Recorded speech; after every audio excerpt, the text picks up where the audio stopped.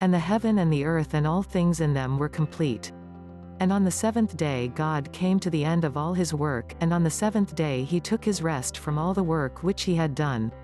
And God gave his blessing to the seventh day and made it holy, because on that day he took his rest from all the work which he had made and done.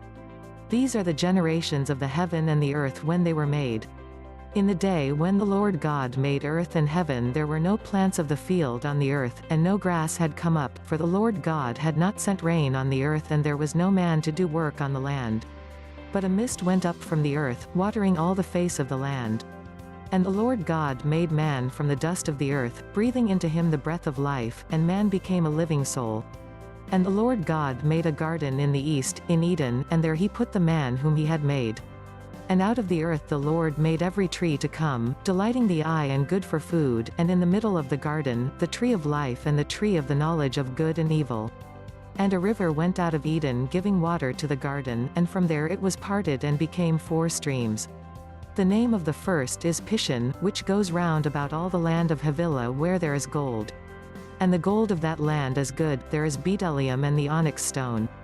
And the name of the second river is Gihon, this river goes round all the land of Cush. And the name of the third river is Tigris, which goes to the east of Assyria. And the fourth river is Euphrates. And the Lord God took the man and put him in the Garden of Eden to do work in it and take care of it.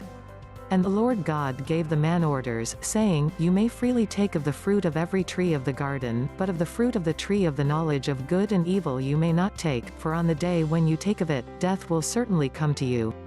And the Lord God said, It is not good for the man to be by himself, I will make one like himself as a help to him. And from the earth the Lord God made every beast of the field and every bird of the air, and took them to the man to see what names he would give them, and whatever name he gave to any living thing, that was its name. And the man gave names to all cattle and to the birds of the air and to every beast of the field, but Adam had no one like himself as a help. And the Lord God sent a deep sleep on the man, and took one of the bones from his side while he was sleeping, joining up the flesh again in its place, and the bone which the Lord God had taken from the man he made into a woman, and took her to the man.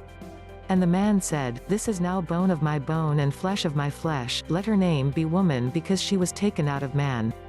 For this cause will a man go away from his father and his mother and be joined to his wife, and they will be one flesh.